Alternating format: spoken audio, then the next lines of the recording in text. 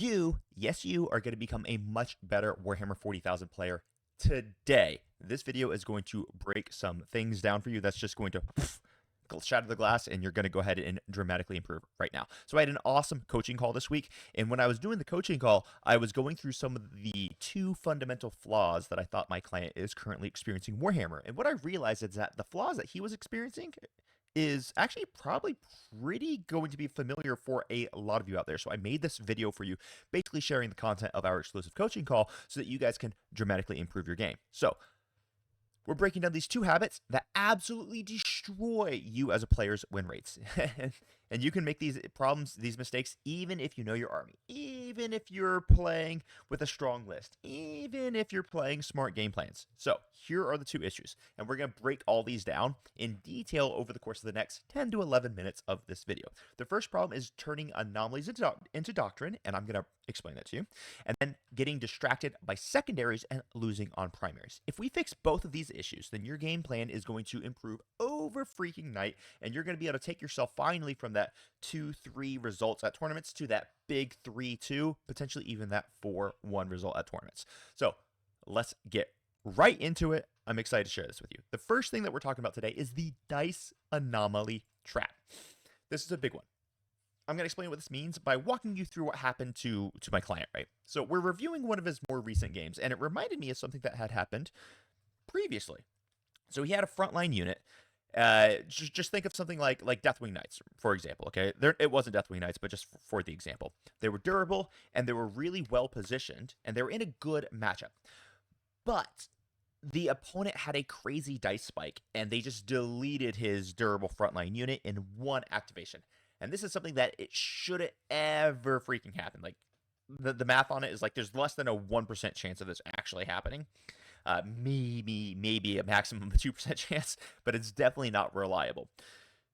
And when we play Warhammer 40,000, this can happen. Like, this isn't unheard of. Dice are chaotic, and as you, a Warhammer 40k player, knows, dice are always out to get you. So here's the mistake that happened, though.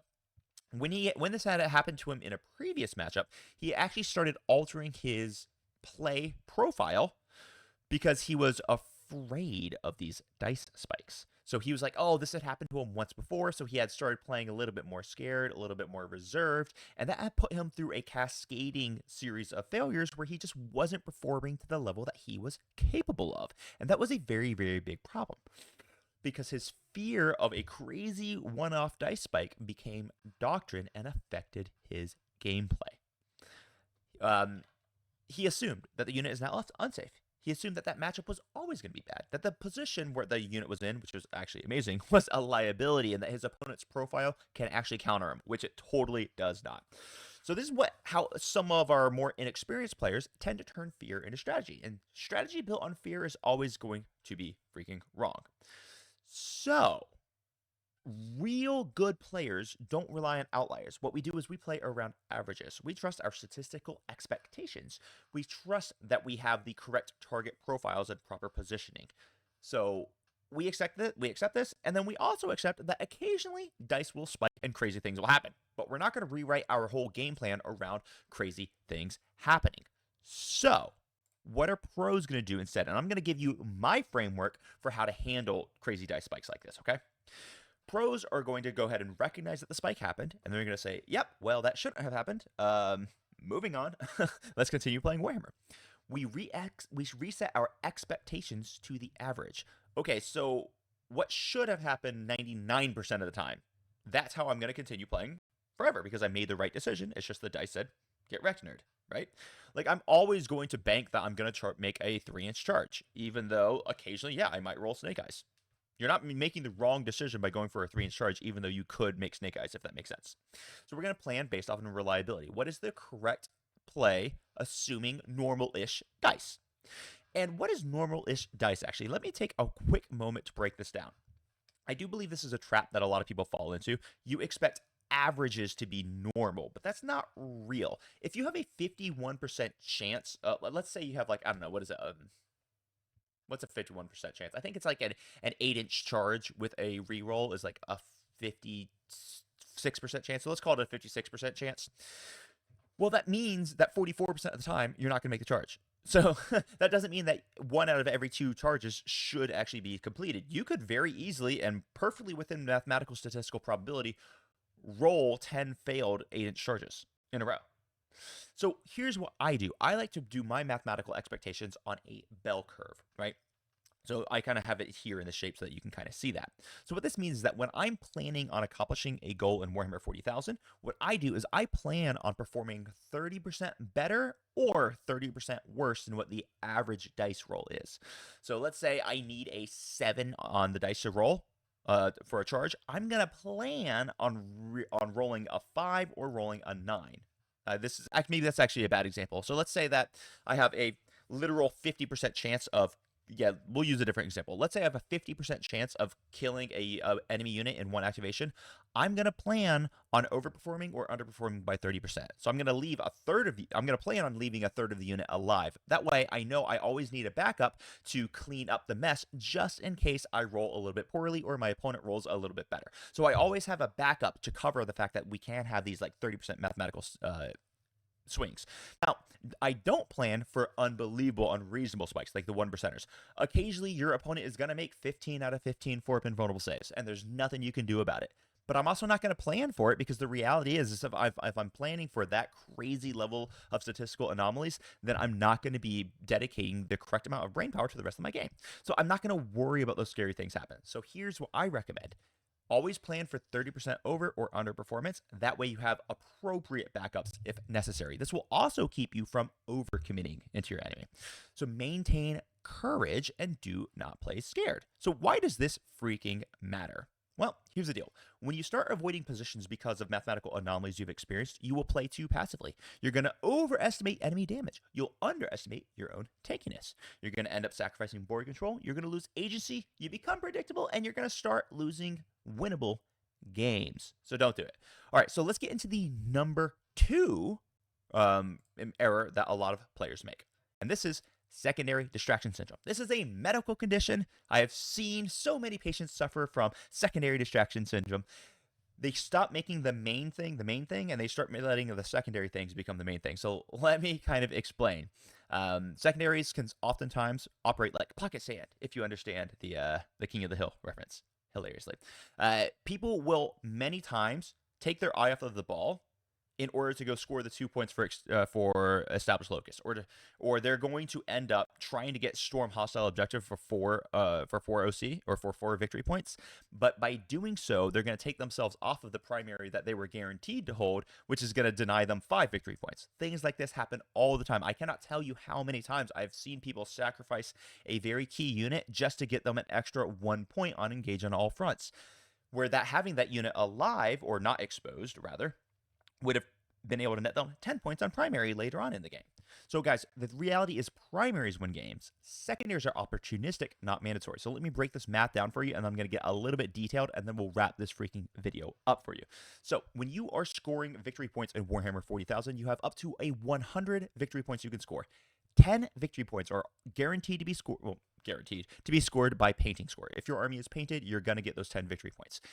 If you are focused on primary, you can score up to 50 points of victory points on primary. And then you can score up to 40 points of victory points off of secondary.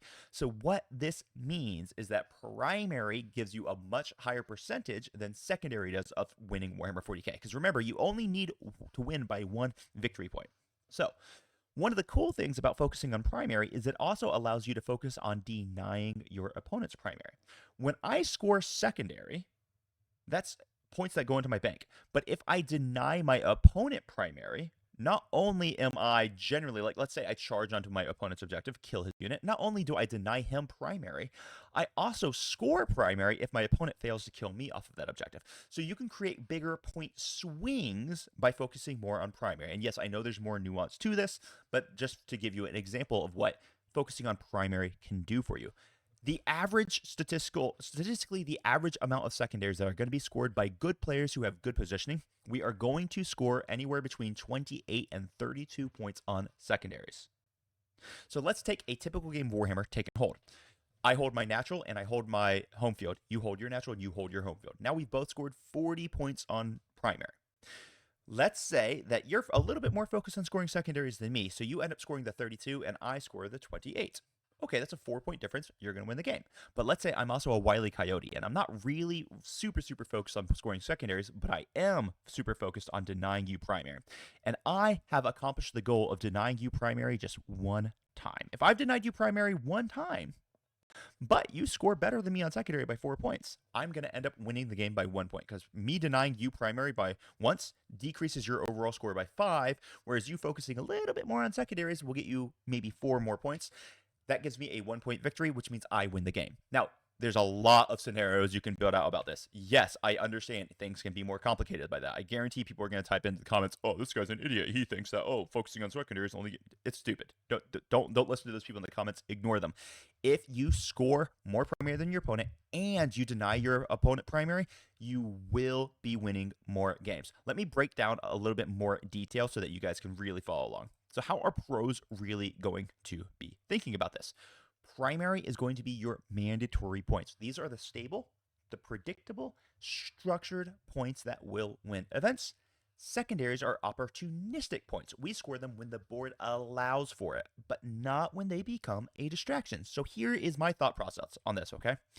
If we are playing the game and we notice that, okay, my opponent has 2 primaries that he's currently controlling. He's controlling his natural expansion and he's controlling the center objective. And I draw 2 secondary cards. And one of the secondary cards is Bring It Down. And it just so happens that the Bring It Down, or that there is a vehicle on the center objective, allowing me to score Bring It Down for killing the vehicle. Well, I already know in my head that no matter what, this turn I have to deny one of those 2 objectives to my opponent. I can't let him score both of those primary because that would make his score go way too high. So I have to deny at least one of them. What I will do now is I will allow the secondary card to tell me which objectives to deny. Once I have seen that I have a Bring It Down, okay, now I'm going to be charging and killing the vehicle unit that's on the center objective to deny that primary because that will also score me secondary. So I use secondaries to synergize with my primary denial game plan, and this will provide you with so much more like comfort and higher scores. So let's flip it though. Let's say that I draw a Bring It Down, and the only way I can possibly score a Bring It Down is if I expose all of my units so that I can shoot his vehicle that's not on a primary. So I'm not going to be denying him primary with it. I'm not going to be denying him secondaries with it. I might kill his vehicle with my anti-tank shooting, and I might get 4 points for that. But now my anti-tank shooting is currently exposed, so then he gets to go kill all of my tanks. That's not nearly as good a trade as me being able to both deny my opponent 5 victory points on primary, get my 4 victory points on Bring It Down, and then also force my opponent to destroy me now, thereby dictating what he does in his turn, because if he doesn't, then I will score 5 points on victory on primary. You see how that works? So secondaries should support your primary game plan, never detract from it. And if you focus on your primaries, that's where we're going to be. So let's talk about some of the common mistakes people make when it comes to these 2 big errors. One of the really common ones that I see people is people will leave an objective just to try a risky secondary. I have seen people walk off of primary objectives to get an extra 1 point on engage on all fronts, and that is just not a good plan. That is not a good plan. Or in order to get them 2 points on no prisoners, they'll move off of an objective to go and kill a unit that wasn't going to be scoring for their opponent anyway. Things like this are really bad ideas. I've seen people do actions before they're securing board presence. They're more worried about getting 3 points on recover assets than destroying the opponent's unit that is going to be holding primary. You never ever want to score 3 secondary points to lose 5 victory points, if 5 primary points. It's just a really big losing play. Okay, so let's talk about the primary framework here, and then that'll be basically it. Primary first, secondary only if primary is secure. That's how your brain needs to be going. Every single turn, I want you asking, are you scoring 5 points? Are you scoring 10 points? Have you denied their 5 points or their 10 points on primary? Do I own enough of the board to safely take secondaries? If the answer is no, then you don't take the secondary. That's how pros win for the long games. So what is the root of the problem here that actually causes people to do it? Because both of these mistakes will actually tend to come from, like emotional play, and players tend to react emotionally rather than strategically. They'll misread the environments on the dice. They'll chase secondaries for validation. You'll fear individual activations not being able to do what you think they're there to do. winning players are going to approach the game a little bit differently. We're always going to stick to averages. We're going to stay calm in the face of dice spikes. We're going to prioritize our primaries. We're going to understand risk, and we're going to account for it. If there is a crazy dice spike, okay, well, I accept that sometimes that happens. We're going to maintain discipline, so we're going to stick to our game plan, and we're going to commit to stable, repeatable decisions. If you fix these 2 habits, your entire Warhammer 40,000 experience is going to transform. I absolutely promise you. So guys, fix these 2 habits. Instantaneous improvement. You're going to see the difference between players who go 2-3 at their tournaments and go 3-2 or 4-1 and their contenders. I want to know from you, what are your biggest struggles in Warhammer 40,000? Comment down below. Let me know. Guys, if you want access to the greatest freaking Discord community for Warhammer 40,000 in the world, you could join as a member in our Discord, Happy Crump and Wargaming. We have so many active members who are constantly cooking in there. So hop on in. You can join as a member of Buy Me a Coffee, which is in the link down in the description, or you can join as a YouTube member as well. If you're looking for coaching, those links are down in the description below at the Buy Me a Coffee. Guys, until next time, I hope you have had a very happy Thanksgiving, and I hope your Black Friday is not too chaotic. And with that, crump on. Bye-bye.